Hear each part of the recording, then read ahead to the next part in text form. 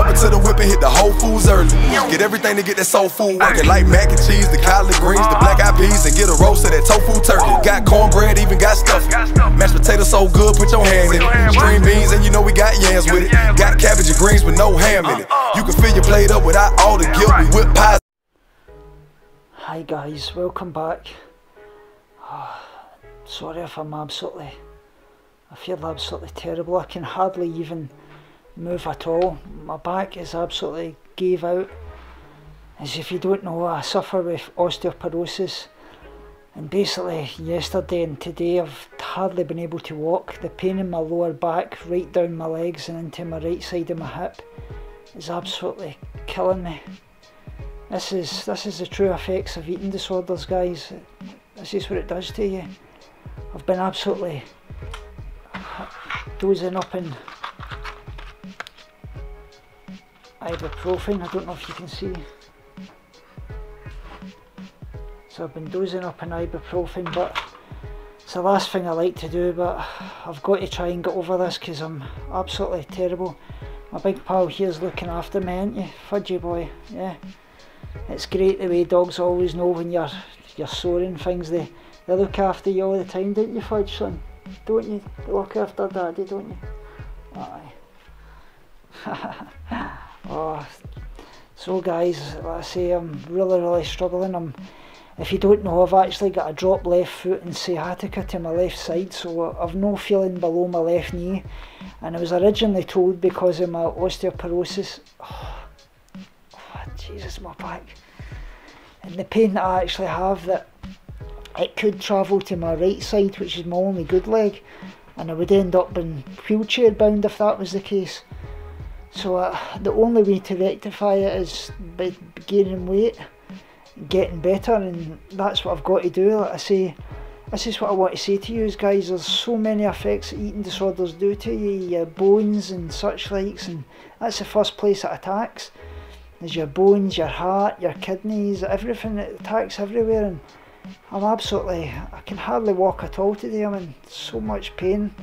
I've basically slept the past 2 days, and I'll get there, but I'm just really struggling in so many ways, and I've got to get through this because that's the last thing that I want to do, is end up being wheelchair bound.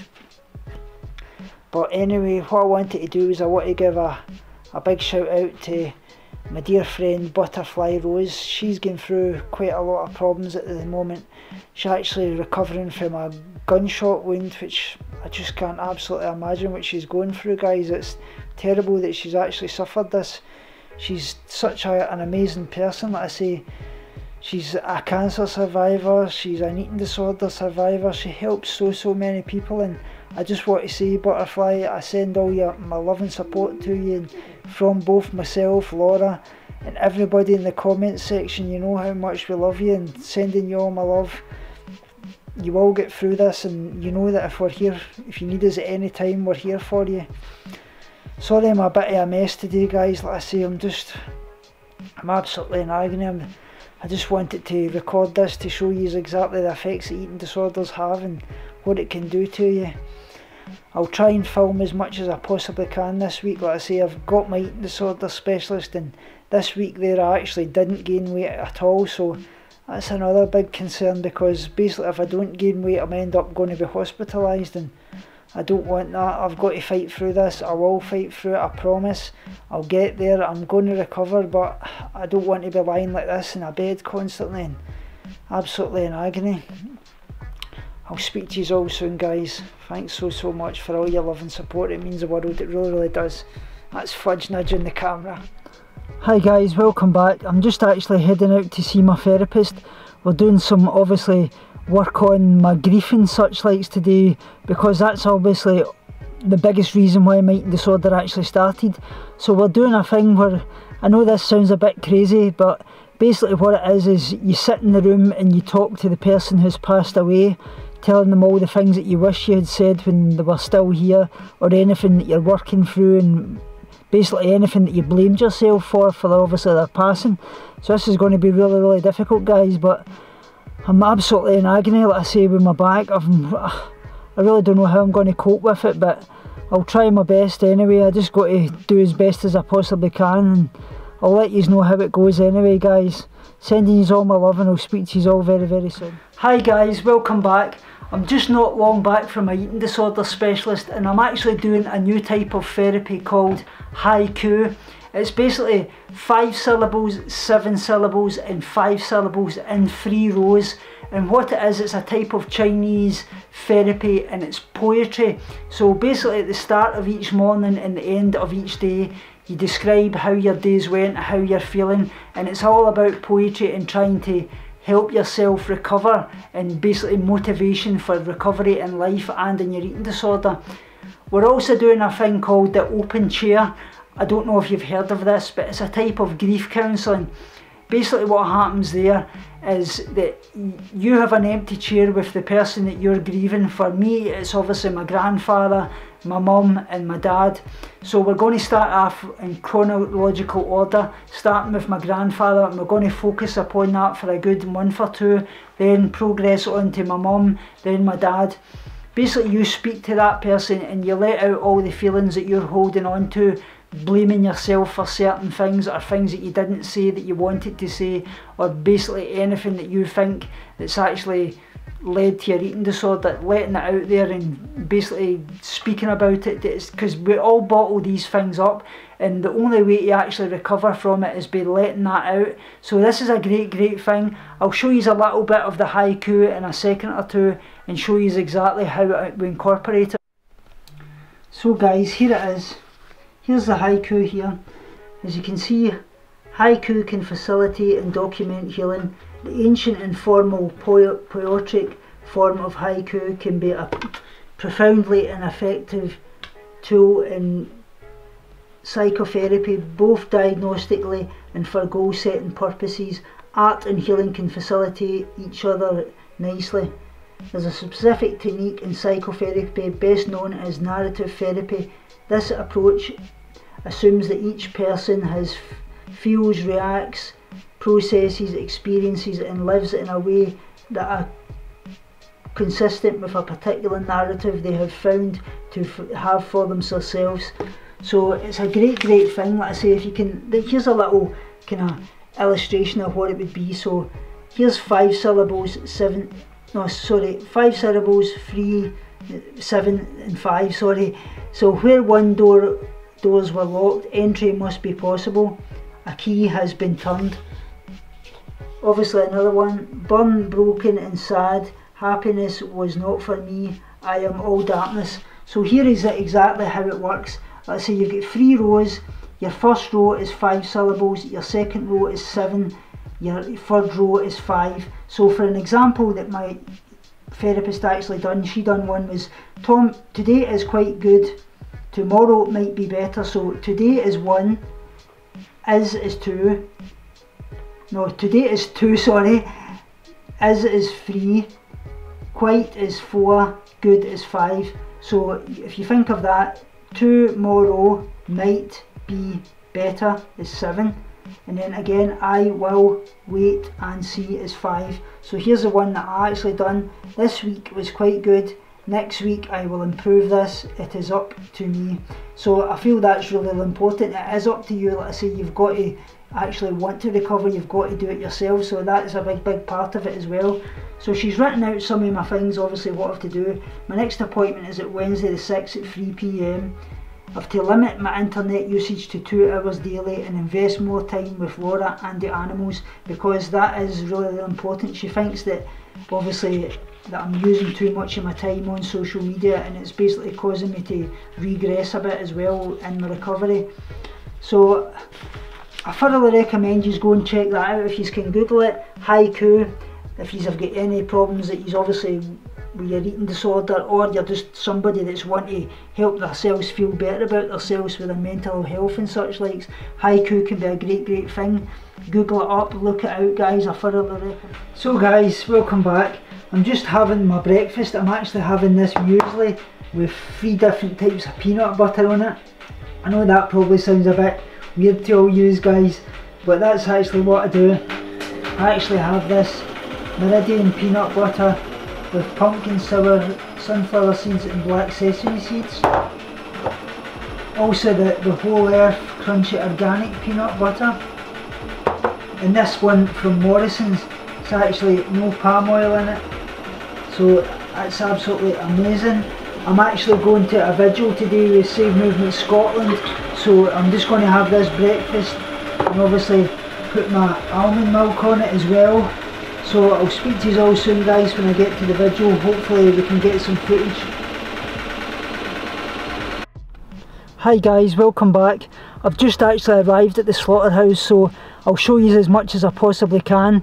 But I liked the connotation and little saying that Earthling Ed had in his recent Q&A when he was talking about activism and what's right and what's wrong. And he spoke about bearing witness, and he says, though the actual action of bearing witness isn't positive and uplifting in the sense that animals are still going to be slaughtered, the big positive is, and it is, that you make so many friends at these vigils. You're all coming united in unification for the greater cause. You're all supporting one another, and it's really important that we understand that, because every time we're obviously spreading the message out about veganism and what actually is happening to the animals, just think of it. If you post that on Facebook or you post it on YouTube, you don't know how many people this is actually touching. So it's got great effects in that. It's about finding what activism suits you and your personality and what you feel comfortable in, whether that be vegan outreach, whether that be doing anything like bearing witness to the slaughter of animals, giving them the last 3 minutes and showing how much that you love them and how that you know what's going on to them, and showing the cruelty that's actually in their eyes. You can see it in their eyes that they know. So it's about finding what you find is good for you. Like I say, some people can't bear witness because for some people it's just too tough. And for me personally, the way I do it is I try to take myself away from the situation. But I always find it hard when I go home, because that's when I've got to be very kind to myself, because that's when it hits you. I try to shut myself off from it and just get in there and do the activism and show the cruelty to the animals and how they're actually being exploited by all of us every single day. So that's my thoughts on that, guys. I hope to speak to you soon, and I love you so much.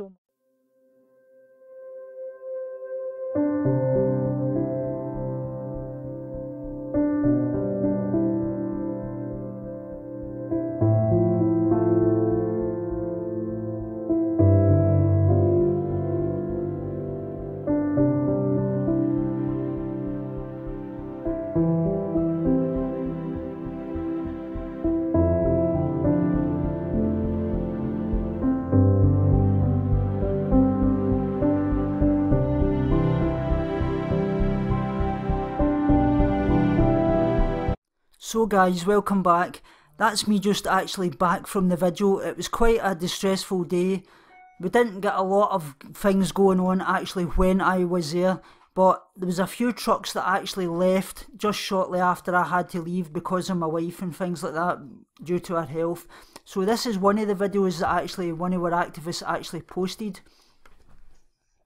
This is actually the truck coming in, just to let you know, so it was a safe vigil.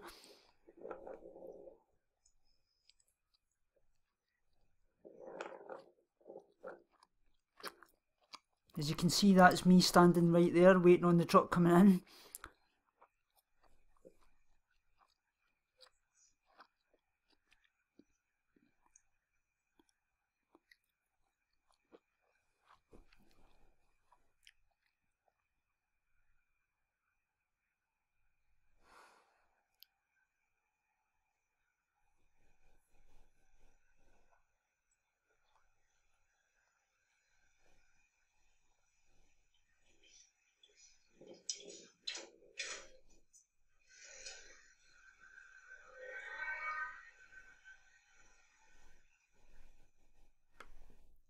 But as you see there, quite forceful driver. Unfortunately, that's what a lot of the drivers are actually doing. I don't know if they've actually been told to do that, but they're just going straight ahead because of all the things, always the terrorist things and such likes going on.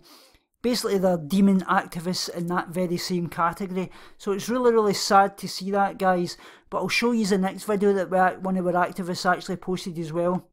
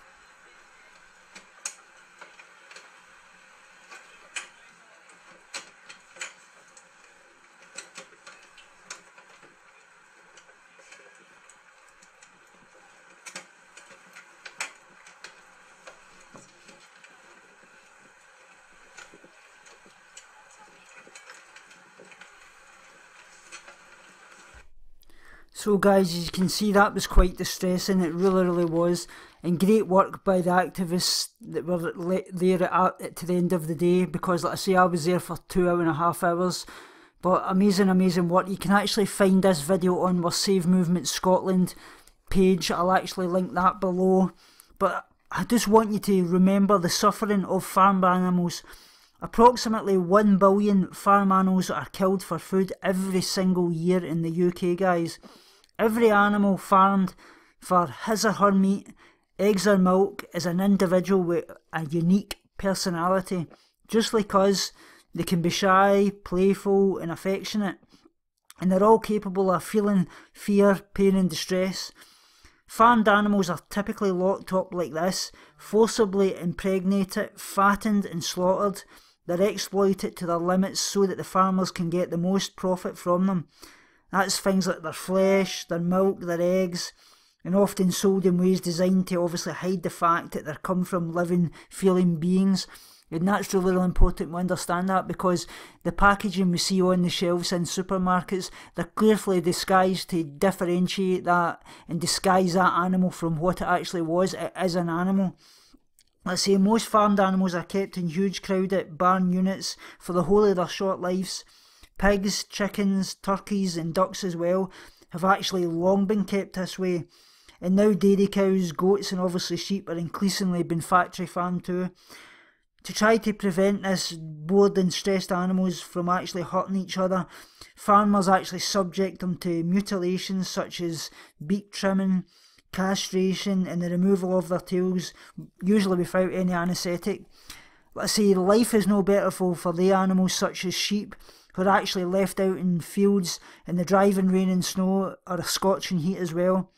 They're often left without any shelter or even enough feed to actually drink and water as well.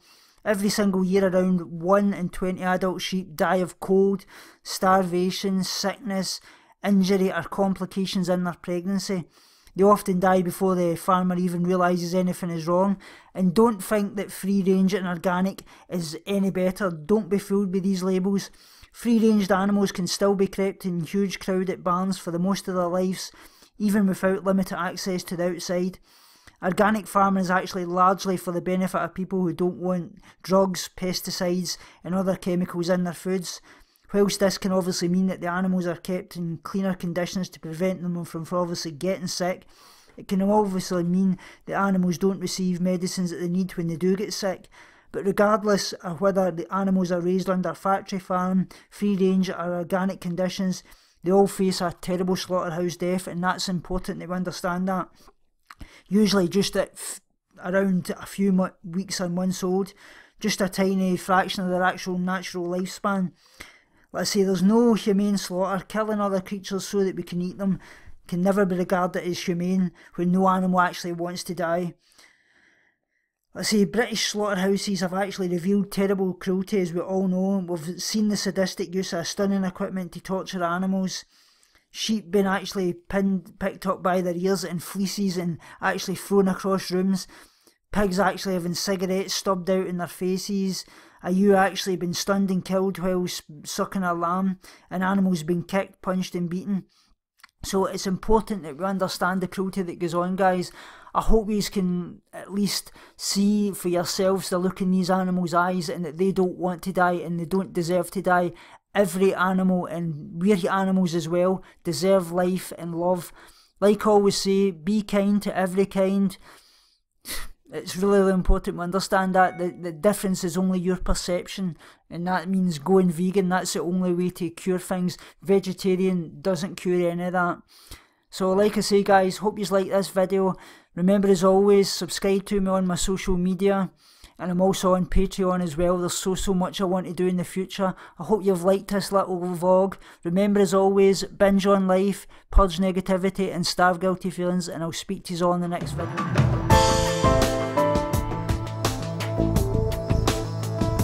Binge on life, purge negativity and starve guilty feelings.